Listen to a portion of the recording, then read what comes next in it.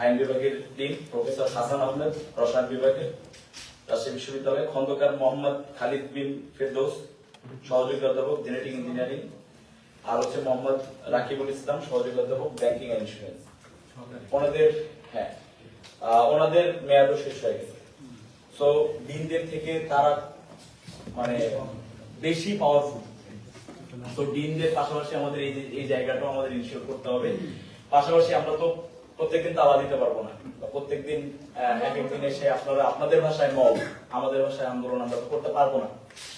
এখানে আমাদের একটা তালিকা আছে যেটা 3 মাস আমাদের শিক্ষার্থীরা বিভিন্ন ডিপার্টমেন্ট থেকে তথ্য নিয়ে ঘটনা প্রবাহ অনুযায়ী, এটা তো স্যার আপনাদের দায়িত্ব ছিল, আপনারা কতটুকু করছেন এখনো পর্যন্ত আমাদের সামনে আনেন নাই। 14 জুলাইয়ের 41 জন, এখন নাম বললে আসলে অনেক বেশি হয়ে যাবে, আমি প্রেস ব্রিফিং করতে চাইছিলাম। প্রফেসর গোলাম সাব্বির সত্তার তাবু থেকে শুরু করে এখানে 41 নম্বরে আছে বিশ্ববিদ্যালয়ের শাখা এবং বিভিন্ন হল ছাত্রলীগের নেতা কর্মীরা। তারপরে 15 জুলাই আছে 14 জন, 16, 17 এবং 28 জুলাইয়ের এতে আছে 31 জন, 17 জুলাই আছে 43 জন, 31 জুলাইয়ের আছে 100 প্লাস। এখানে আমার 43 জনের তালিকা আছে এবং এই তালিকা এখনো পর্যন্ত চলমান আছে।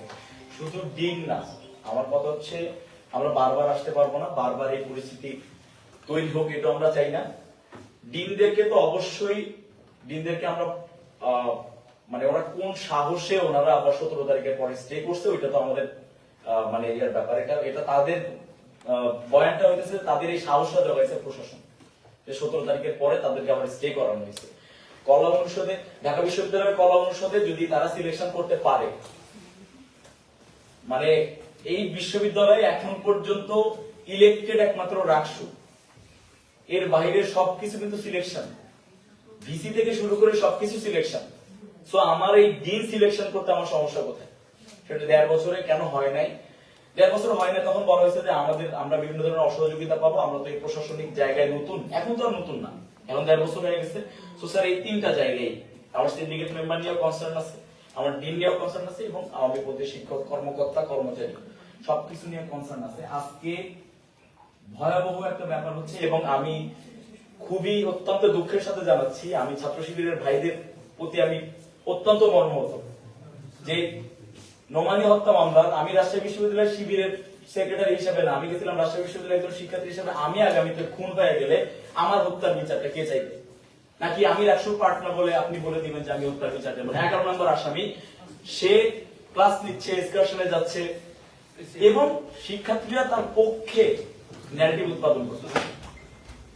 প্রত্যেকটা আওয়ামীপন্থী শিক্ষকের ক্লাসে আমরা এখন বলতেছি যে এরা ক্লাস নিলে কি হবে, ক্লাস নিলে যেটা হবে এটা ক্লিয়ারলি আমি বলি আপনাদের। এক এক ক্লাসে 90 জন বা 100 জন শিক্ষার্থী ক্লাস করে, ওই 100 জনকে যেভাবে ব্রেইন ওয়াশ করা হয়, এই জুলাইয়ের এগেইনস্টে যেভাবে বলা হয় বা হাদি ভাইয়ের মৃত্যুটাকে যেভাবে হালকাভাবে প্রেজেন্ট করা হয়, তারা সেইভাবেই টোটালটাই ওই 150 জন এবার আলাপে আলাপে 1000 মানুষের কাছে পৌঁছে গেছে। এবং আমি আগেও বলছি আপনাদের কাছে যে এই জুলাই মানে ইয়া না হইলে, রিভলিউশনটা না হইলে আপনারা টিকতে পারতেন কি?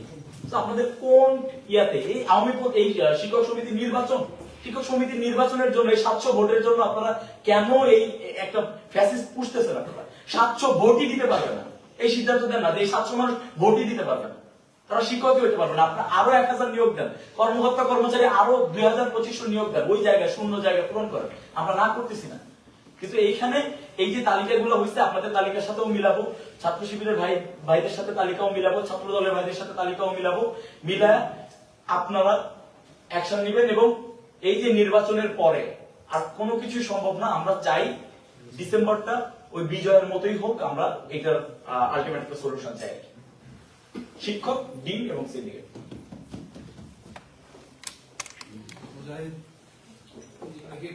আসসালামু আলাইকুম।